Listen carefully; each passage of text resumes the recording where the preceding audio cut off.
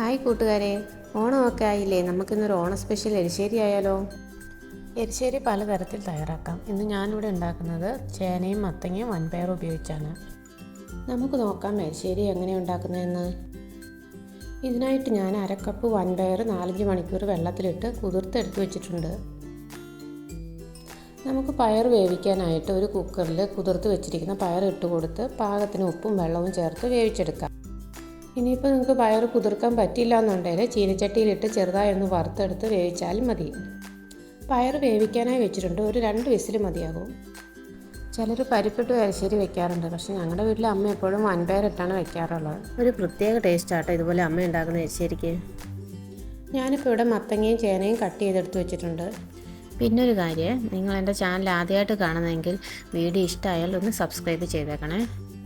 ഇതിപ്പോൾ നേരത്തെ കുതിർത്ത് വെച്ചുകൊണ്ട് പെട്ടെന്ന് വെന്ത് കിട്ടിയിട്ടുണ്ട്. ഇപ്പോൾ ഇതിൽ അത്യാവശ്യം വെള്ളമുണ്ട്. ഇതിലേക്ക് ചേനയും മത്തങ്ങയും ചേർത്ത് കൊടുക്കാം. ആവശ്യത്തിനുള്ള ഉപ്പും ചേർത്ത് നന്നായിട്ടൊന്ന് ഇളക്കി കൊടുക്കാം. ഇനി നമുക്കൊരു വിസിലും കൂടി അടുപ്പിച്ച് വേവിക്കാം. ഈ ഓണത്തിന് നിങ്ങൾ ഇതുപോലെ ഒന്ന് എരിശ്ശേരി തയ്യാറാക്കി നോക്കണം കേട്ടോ. ഇത് വേവുന്ന സമയം കൊണ്ട് ഇതിലേക്കുള്ള അരപ്പ് തയ്യാറാക്കാം.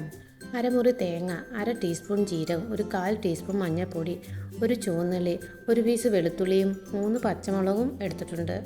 ഇതിപ്പോൾ നന്നായിട്ട് അരയ്ക്കൊന്നും വേണ്ട, ചെറുതായിട്ടൊന്ന് ഒതുക്കിയെടുത്താൽ മതിയാവും. ചേനയും മത്തങ്ങയും വെന്തിട്ടുണ്ട്, ഇതൊന്ന് ഉടച്ചെടുക്കാം. ഇതിലേക്ക് നമുക്ക് അരച്ച് വെച്ചിരിക്കുന്ന അരപ്പ് ചേർത്ത് കൊടുക്കാം.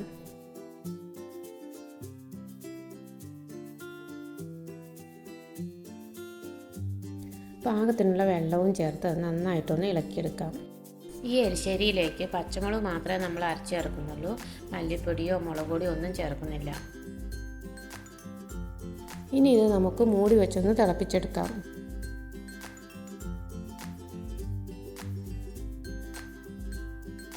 ഇപ്പോൾ നോക്കിയത് നന്നായിട്ട് തിളച്ച് വന്നിട്ടുണ്ട്.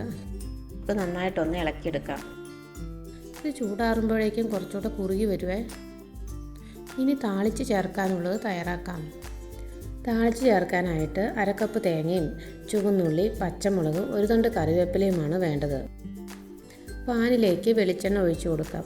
നാടൻ കറികൾക്ക് വെളിച്ചെണ്ണയാണ് എപ്പോഴും നല്ലത്. ഇതിലേക്ക് കടുകിട്ട് പൊട്ടിച്ചെടുക്കാം. അരിഞ്ഞു വെച്ചിരിക്കുന്ന ചുവന്നുള്ളിയും ഇട്ട് കൊടുക്കാം. ഇതിലേക്ക് കറിവേപ്പിലയും വറ്റമുളകും ആഡ് ചെയ്ത് മൂപ്പിച്ചെടുക്കാം.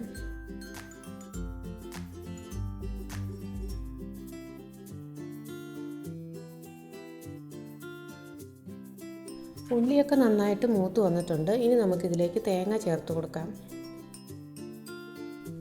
തേങ്ങ നന്നായിട്ട് ഗോൾഡൻ ബ്രൗൺ ആകുന്നോടം വരെ ഇളക്കി കൊടുക്കാം. ഇപ്പോൾ നോക്കി തേങ്ങയുടെ കളറൊക്കെ ഏകദേശം മാറി വന്നിട്ടുണ്ട്.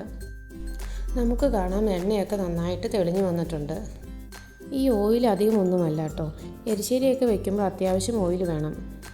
തേങ്ങ നല്ലപോലെ മൂത്ത് വന്നിട്ടുണ്ട്. നമുക്ക് ഫ്ലെയിം ഓഫ് ചെയ്യാം. നമുക്കിത് കറിയിലേക്ക് ചേർക്കാം.